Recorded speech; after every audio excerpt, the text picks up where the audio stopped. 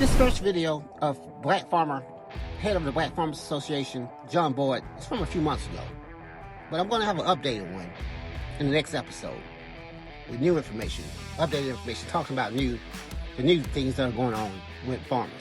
Let's get into it. John Boyd Jr. He's a soybean farmer and the founder and president of the National Black Farmers Association. John, an early apology from me if we have to interrupt you because the president, as we've said, is going to be making remarks at some point this morning. But look, we've been here before back in 2017. So how is it the same? How is it different now? And how are you and your farm dealing with the uncertainty around this trade war? Well, thank you very much for having me. And the president said that he loved farmers. And this is a very critical time for America's farmers. Every time the president uses the word tariff, he caused complete chaos and confusion.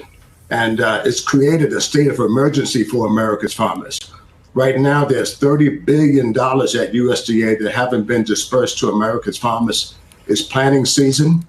We don't have farm operating loans in place. Those are grants and other services that have been cut and frozen to America's farmers. And my message to the president today, if you love America's farmers, release that money so that farmers can get in the field and put their planters out here.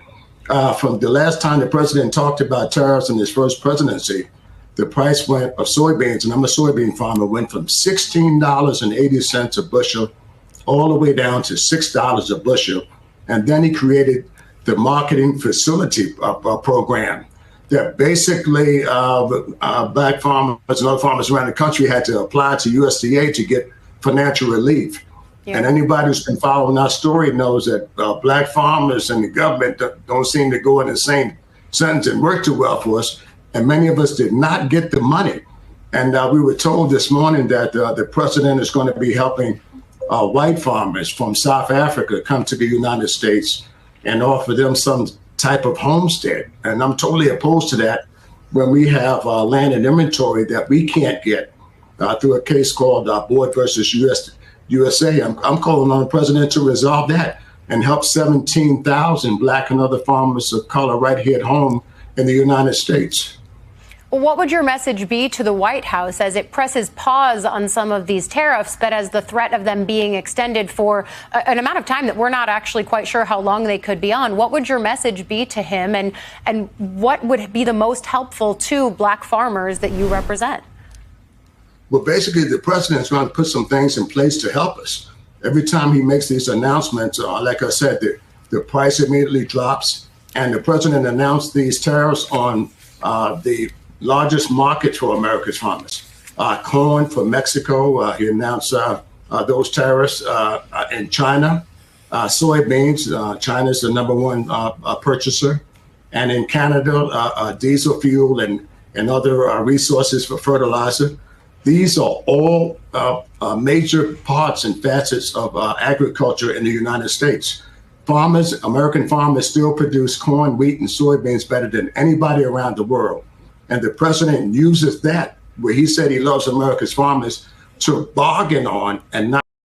First of all, this is going to be like a quick two-part series on this black farmer. He's got some really good information. John Boyd, head of the Black Farmers Association.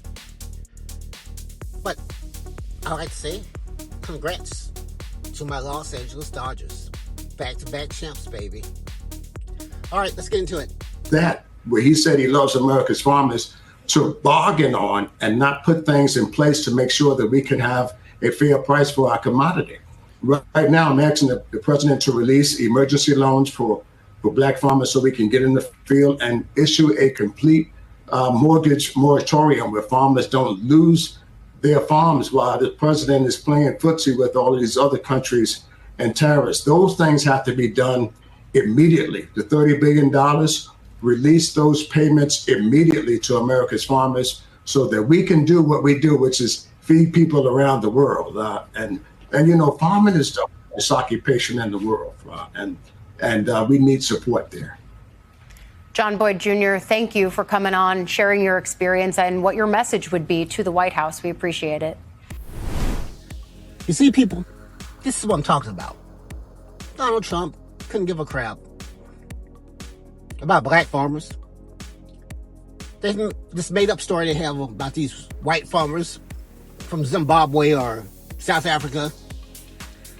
The story, the actual truth, the history of this is those people's ancestors came in and stole this land from those black African people. So, if anything happened, those people were just taking their land back. And I'm sure it's been blown totally out of proportion. But the audacity to give some foreign people, because they're white, and Elon Musk has hyped them up, a farming land in America, and not give credits and funds to black Americans whose families have been here for 300 or 400 years. You gotta be kidding me.